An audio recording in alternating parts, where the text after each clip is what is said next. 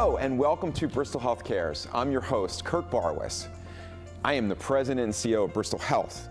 This program is for you. It's really about how you navigate the system of care, how you access care, and it's really about trying to answer questions you may have and really didn't know who to ask.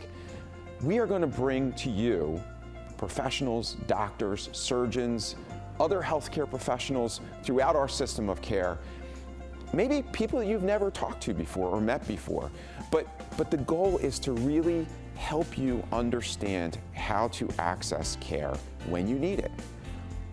You're going to enjoy this program. This program is really for you.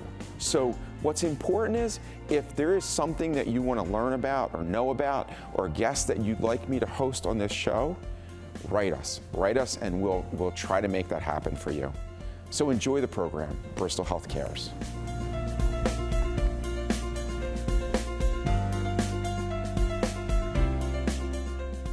Good morning and welcome to Bristol Health Cares. I'm your host, Kirk Barwis, and it's really exciting to be here this morning with you. Actually, it may not be morning when you're watching the show, but I have two of my most favorite guests with me, Rebecca Colasanto and Lisa Coates. Welcome. How are you doing this morning? Good. Thanks for having us. Great. Hey, how about Lisa? Why don't you start by introducing yourself? So my name's Lisa Coates. I am a social worker. I've been at the hospital for 12 years. Actually started as an intern. Well, I can't believe that. And I now am a director with the medical group and oversee our behavioral health services and some other great things. That's awesome. Yeah. It's awesome that you stayed for 12 years. Yeah. I am, because that happened to me too. I came and thought maybe 5 years and it's almost 17 years now, but it's the best decision I ever made. Yeah. So Rebecca, how about you? I've been with the hospital for 18 years now. I'm a social worker currently in our oncology department. So that's a new thing for you. It is. So the change, how do you like that change? You know, it's different. After years, decades of behavioral health and administrative behavioral health, I decided I really wanted to get back into patient care again and just be with people. Yeah. I totally appreciate both of you. In the 17 years that I've been at the hospital, I've learned so much from you. And I think I almost feel, that it's a little selfish when I get to spend time with you and talk about, issues and concerns. It's just an incredible thing to have such a talented team when I have issues or concerns, not maybe personal concerns or issues, but issues that face the community, face the organization, times when we go through unfortunate trauma in the organization, and we've had those instances, and then have this team of individuals that really comes together and helps us kind of get through that. Yesterday, I had a lunch with our employee of the month from the radiology center or the radiology department. And during that lunch, she brought up something just out of the blue. She started to talk about our SOS program, our peer-to-peer support program, and how incredibly important it was to our organization. So I thought maybe you might just mention a few words about that. People know we went through this really traumatic time, right?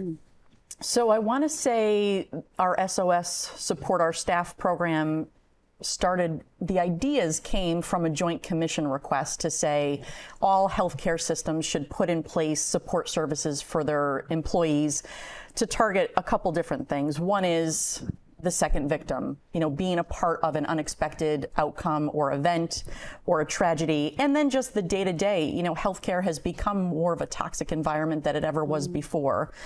And so it started with an idea from Chris Anmini, let's do this. And I thought, oh yeah, sure, someone should do it. And she said, no, you're going to do it. And so we started researching and deciding how we were going to create this. Connecticut Hospital Association also pivotal in giving us the support and the tools to do that. So how does it work? I mean, I think for the audience, it would be really important to understand.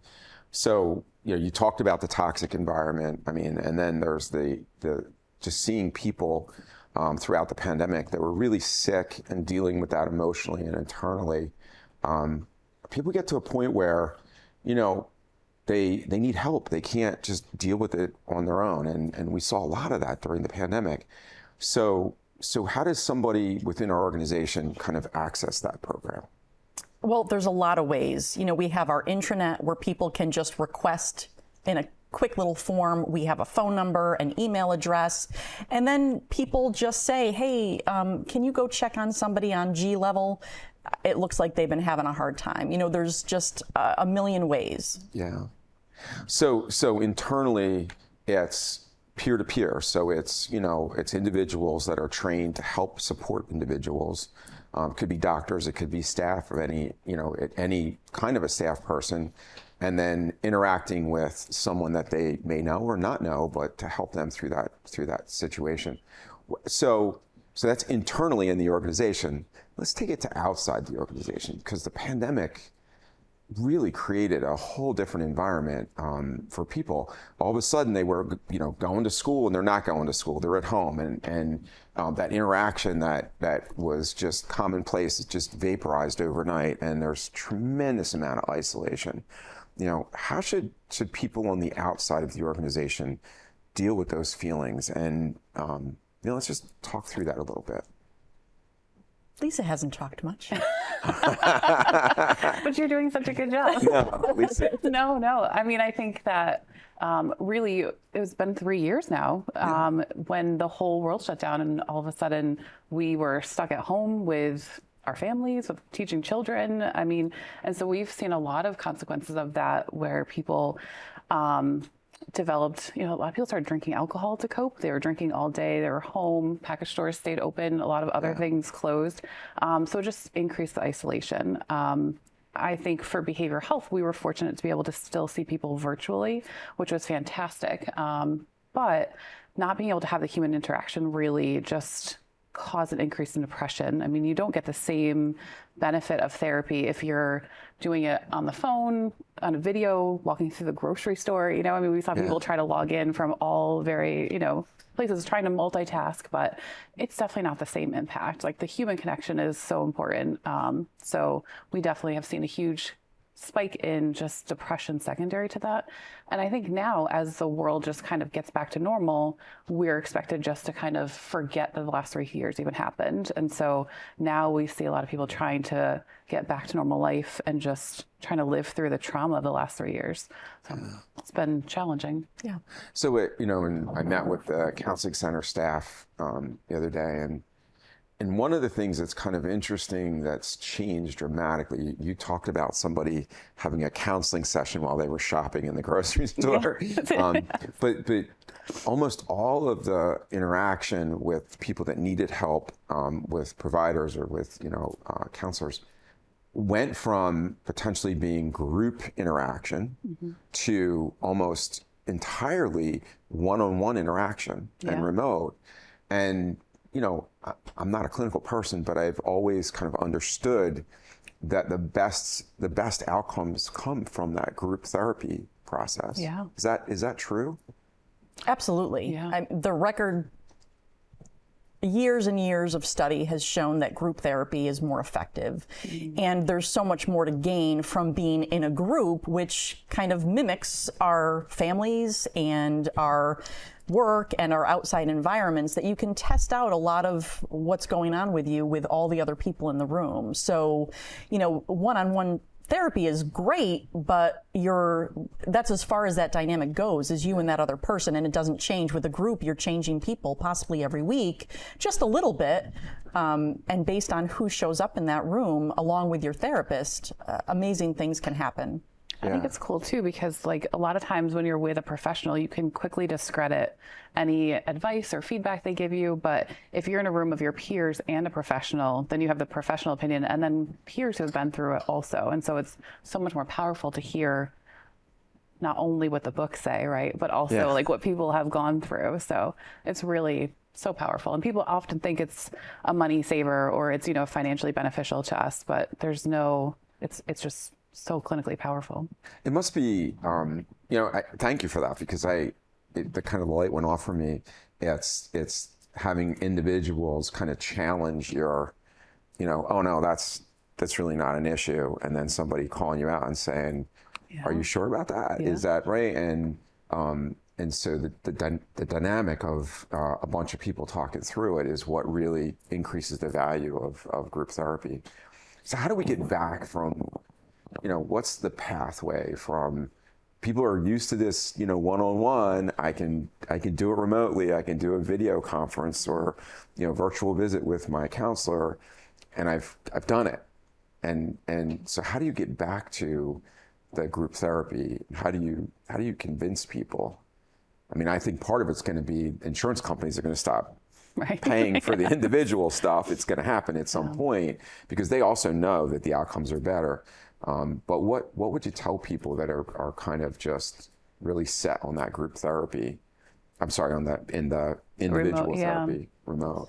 I think one thing, I will see people in individual therapy for years, only they haven't met any goals or made any changes in their life. I think when you're with a therapist and nothing has changed, maybe it's time to think about another tactic, another mode of therapy, That's a great point. Another evidence-based practice. If you're not achieving your goals, you got to switch it up. Yeah. Do you see that happen a lot though? I mean, you go, and how do you interact with that? So somebody that's been coming to counseling for 2 years and it's still the same issues and stuff like that, what do you do? Kind of ask them, it's kind of like, hey, this is what we've been doing, and we can keep doing it. Right, but it feels, what is it that you really want? Yeah. And that's where group is really powerful because your colleagues or your peers can say that, whereas if I just say it, then it's discredited pretty quickly.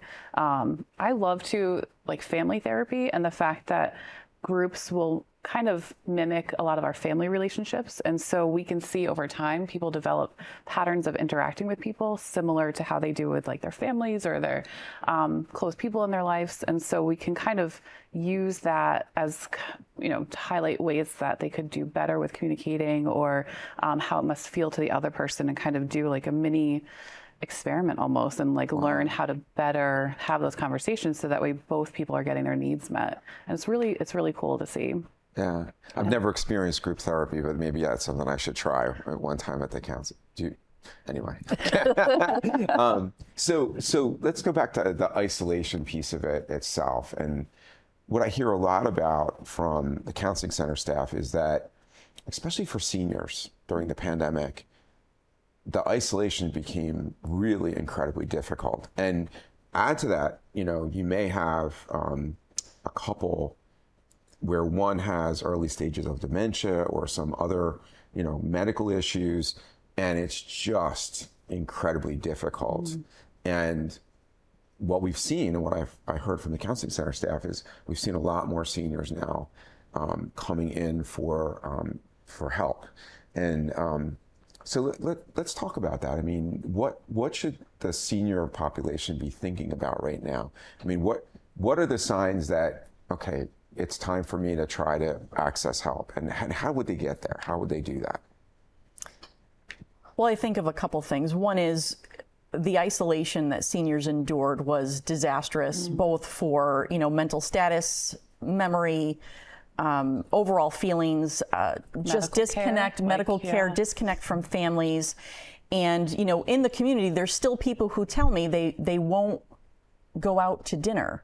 Yeah. Where most of us have said, we could take this chance. We've got better odds now. We can go into a restaurant and not worry too much about it. But there's still people who are really not going out and not going to the library, not going to church, not going to the places where they had connection and community. And that, I think, is what really impacts psyche overall, is that there's no community for the people who haven't gone back out there. Do they need treatment? Does everyone need treatment because of this isolation? Not necessarily, but if they feel like there's really no place they can go, therapy is a great option for them to start testing out the ability to get out in public again and build some skills and get used to being out again. Not only that, but we all have to heal from, I believe we were all somewhat traumatized. I don't know that anyone could not be traumatized from the things we've experienced during this time. Well, the fear that it'll happen again. I think that how do we resolve or negotiate with ourselves that fear of, I'm going to, rebuild my life, and then could it just be taken away again? And what would I do then? So, We talked a little bit about the wearing of masks in the counseling center, and I pressed a little bit on it because we still wear masks at the hospital to protect people, and I got this very interesting response about it that individuals who were isolated have some fear about this, were afraid of catching something, getting sick. So many people got sick, and I don't think there's anybody that doesn't know somebody that either got sick and died or had complications. And that there's a security to wearing that mask, and that people should feel comfortable wearing it if it helps them actually get out and do things. Would you agree with that? Absolutely. I think, I heard someone say recently that they were criticized for wearing a mask in the grocery store. Why are you still wearing that mask? Yeah. Someone approached them. People are just approaching people to kind of criticize mask wearing, when if I think about the history of my life, I think the grocery store is probably the place where I've come home from the most viruses. So I'm all for, wear your mask if you're comfortable and mind your own business. Yeah. It's hard. I kind of came at it thinking that, it was a hesitancy that people are trying not to wear the mask, like what you just said, but the strength of wearing it gives people confidence, and I think that's really what I took away from that as a big positive. People have also grown to really like the mask because it hides their face, and so they can feel that they can hide behind the mask, which is also a different phenomenon that I wasn't expecting to hear a lot about. So really, yeah, it's just. I do like the mask. Really? I do. So it's safe to wear the mask. I mean, it's really very, very interesting. I think it's to make people do what they want, have people do what they want to do, what they're comfortable with, and to leave people alone, who just want to wear it because they feel comfortable. And there's still immunocompromised people. Right. And we have to be sensitive to, you don't know why someone's wearing a mask. Don't approach them on it. Mm-hmm. Yeah. Some of the masks, though, are kind of scary. I encountered one that it was the way it was formed and everything. It looked a little aggressive to me, and it didn't have anything on it. It was just the way it was formed. So I don't know if that could be part of the reaction to it. But so we have extensive services throughout the community, right? Let's talk a little bit about that. I mean, one of the things I'm most proud of at Bristol Health is the fact that this organization has the most extensive array of behavioral health services that in any organization I've ever worked in. So let's talk about that. Talk about the areas that you have. So we have an outpatient clinic. We have 2 outpatient clinics, right? Bristol Psychiatric Services and the Counseling Center. One is more geared towards our higher level of care, so people who are more at risk for hospitalization or have just gotten out of the hospital. The other is kind of lower acuity, so less frequent therapies. And then we have inpatient behavioral health, both as senior behavioral health, brand new. Well, it's not so brand new anymore, right? Because I've been here forever. No, it's only a couple years old. 3 years. Yeah. Beautiful facility, really designed to keep everyone safe. And so it's our senior and then our behavioral health and dual diagnosis population on the Barnes unit. Yeah. What am I leaving out? And then we have crisis intervention staff in our emergency department. Yeah. And then I think about your role in the cancer care center and all of the behavioral health services that we kind of have implanted around to support, because behavioral health isn't as siloed or shouldn't be as siloed as maybe it once was. Yeah. I remember when I got here 17 years ago, it was I keep saying that, by the way, I just getting adjusted to the fact that it's really incredibly powerful to me personally, because I never thought I'd be in one place for more than 3 or 4 years, but I have been because I love it. We have this special unit in the ER, so it's a 10-bed unit. It's designed very specially, very specifically to take care of that behavioral health population. And I remember when I got to Bristol, I would have never been able to approve that. Never. It would have never happened, because there's just kind of was a sense of, well, if you build it, you're going to bring those problems to the community. And I don't feel that anymore. What I feel is that the community embraces the need for these services, and it's so much better. What caused that shift, do you think? Well, I think you were part of the cause of that shift. And, amazing community providers, advocates, community partners, all who understand that we're all just humans and we can't judge people because they require behavioral health services or are in crisis at any point in their lives. Any of us can be in crisis at any point in our lives, and we should have a safe place to go when that happens. Yeah, it's what I've learned is that you may think people look at a certain neighborhood and say, wow, that's where nothing ever happens, but that's not necessarily true. This, unfortunately, behavioral health concerns and issues affect families everywhere. It's not discriminate. It doesn't discriminate. It's really, unfortunately, a widespread problem.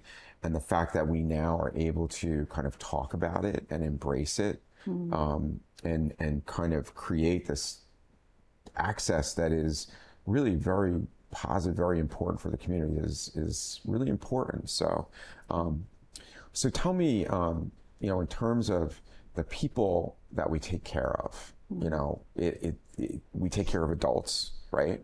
And how do kids access care in our community? That's a more challenging situation. I think our children are at a crucial place right now where they need probably more services than are available. But really, like, Wheeler has taken the corner on treating adolescents and children, and supporting. I know we're working with the nurses of the schools to help with suicide prevention training. So we're trying to give everyone the resources that they need to intervene early on. But I mean, children who need services, 211 is always an option, like calling 211, trying to find options. Yeah, I don't know. 211 is, anybody can call that when they're in crisis. They actually have I don't know if the public knows this, but there's a mobile unit that can actually, the state has, that can come out and actually come to a person's house. And from what I understand, the interventions that occur are incredibly powerful and supportive to the families that are in crisis with a child.